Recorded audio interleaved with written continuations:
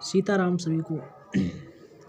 श्री सीतानाथ समारंभां श्रीरामानन्दार्य मध्यमाम् अस्मदाचार्यपर्यन्तां वन्दे श्रीगुरुपरम्पराम्। ध्यानमूलं गुरुमूर्ति पूजामूलं गुरुपदं मन्त्रमूलं गुरुर्वाक्यं मोक्षमूलं गुरुकृपा।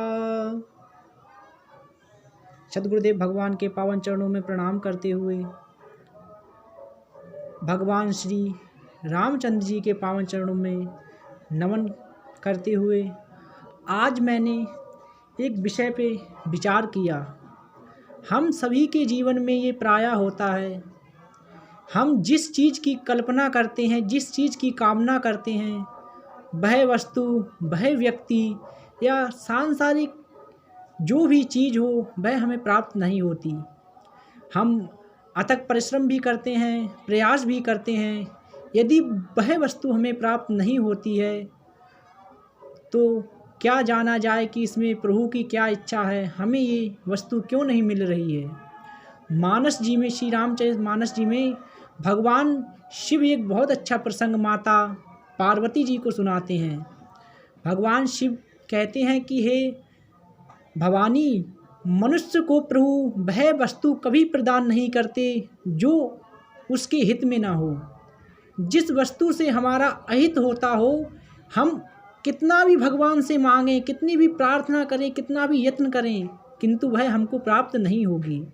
यदि आप भगवान में प्रेम रखते हो, यदि भगवान पे विश्वास है, तो प्रभु आपको वो चीज़ कभी नहीं देंगे। चाहे आपको उससे आनंद मिले कुछ क्षणिक, लेकिन अंत में वह आपको दुखदाई होगी, देने वाली, आपको दुख देने वाली होगी। इस कारण प्रभु हमें वो नहीं देते हैं। तो आपको एक कथा के माध्यम से बताने का प्रयास कर रहा हूँ, सुनिएगा। माता पार्वती और भगवान शिव का जब विवाह हो जाता है तो माता पार्वती भगवान शिव से एक प्रश्न करती हैं कि राम जी कौन हैं। क्योंकि माता पार्वती जब पूर्व जन्म में सती स्वरूपा थी, तब भगवान श्री राघवेंद्र जी की परीक्षा ली थी और भगवान राम जी की परीक्षा लेने के पश्चात माता सती का भगवान शिव ने त्याग कर दिया। क्योंकि उसका कारण है, माता सती ने माता सीता जी का स्वरूप धारण किया था। इस नाते से भगवान शिव की वो माता हुई और इसलिए भगवान शिव ने उनका त्याग किया। फिर भगवान की कृपा से उन्हें हिमालय के यहाँ पे पुत्री के रूप में जन्म हुआ, जिनका नाम पार्वती, अम्बा इत्यादि रखा गया। भगवान शिव से वह कथा पूछती हैं कि आप ये बताइए कि राम जी कौन हैं और राम जी अपने भक्तों का किस प्रकार हित करते हैं। सुनिएगा, बहुत अच्छी कथा है। भगवान शिव माता सती को, माता पार्वती को बताते हुए कहते हैं, धन्य धन्य गिरिराज कुमारी, तुम्हीं समान नहीं को उपकारी। पूछ्यू रघुपति कथा प्रसंगा, सकल लोक जग पावनी गंगा। हे पार्वती, तुम धन्य धन्य धन्य हो। 3 बार भगवान शिव ने कहा कि तुम धन्य हो, और ये भी कहा तुम्हारे पिता हिमांचल भी धन्य हैं। आपने इतना उत्तम प्रश्न किया है कि मैं आपका ऋणी हो गया हूँ। आपने मुझ पे उपकार किया है। माता पार्वती पूछती हैं भगवान शिव से कि हे प्रभु, मैंने क्या उपकार कर दिया आप पे। तो भगवान शिव कहते हैं कि आपने जो मेरे राघव जी की, मेरे आराध्य भगवान श्री रामचंद्र जी की कथा का प्रसंग, पूछ्यू रघुपति कथा प्रसंगा, मुझसे मेरे प्रभु की कथा का प्रसंग पूछा है, इसी से मैं धन्य हो गया। आज आपके कारण से मैं भगवान की कथा सुनाने योग्य हूँ, मैं भगवान की कथा सुनाऊंगा। कहने का तात्पर्य भगवान शिव का, यदि आप ना प्रश्न करती हमसे, यदि आप ना पूछती, तो मैं आपको भगवान की कथा नहीं सुनाता। अब आपने जब कथा पूछा है तो मैं कथा सुनाऊंगा। तो आपको जितना आनंद नहीं आएगा, उससे कहीं अधिक आनंद मुझे आएगा। क्यों आएगा? भगवान श्री शिव जी कहते हैं राम जी के लिए, मम गुण गावत पुलक शरीरा, और गद गद गिरा नयन बहनीरा। माता सती जब पार्वती जी के रूप में अवतार लेती हैं और भगवान शिव से विवाह होता है, माता पार्वती से भगवान शिव कहते हैं, अब मैं आपको एक कथा सुनाता हूँ नारद जी की। नारद मुनि को यहाँ पे माध्यम बनाया है भगवान शिव ने कि हम भगवान से जो मांगते हैं, हमें लगता है कि हमें ये वस्तु मिल जाए तो इससे हमारा हित होगा, किंतु भगवान यदि वो हमें नहीं देते हैं, उस समय हमें उसकी प्राप्ति नहीं होती है, तो ईश्वर ने हमारा हित किया है, ऐसा मानना चाहिए। नारद मुनि के मन में एक बार विवाह करने की इच्छा प्रकट हुई।